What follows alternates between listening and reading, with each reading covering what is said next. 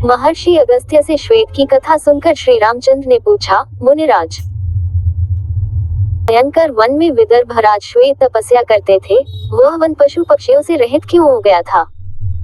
रघुनाथ जी की जिज्ञासा सुनकर महर्षि अगस्त्य ने बताया, सतयुग की बात है, जब इस पृथ्वी पर मनु के पुत्र इक्ष्वाकु राज्य करते थे।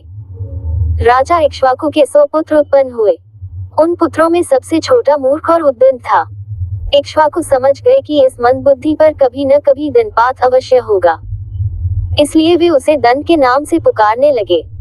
जब वह बड़ा हुआ तो पिता ने उसे विंध्य और शैवल पर्वत के बीच का राज्य दे दिया। दंड ने उस स्थान का नाम मधुमंत रखा और शुक्राचार्य को अपना पुरोहित बनाया।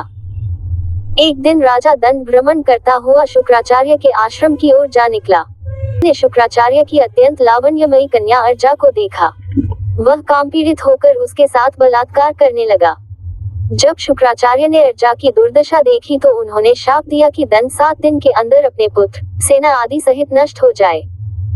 इंद्र ऐसी भयंकर धूल की वर्षा करेंगे जिससे उसका संपूर्ण राज्य ही नहीं, पशु पक्षी तक नष्ट हो जाएंगे।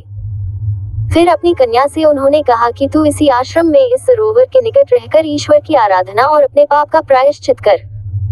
जो जीव इस अवधि में तेरे पास रहेंगे वे धूल की वर्षा से नष्ट नहीं होंगे। शुक्राचार्य के शाप के कारण दंड, उसका राज्य और पशु पक्षी आदि सब नष्ट हो गए।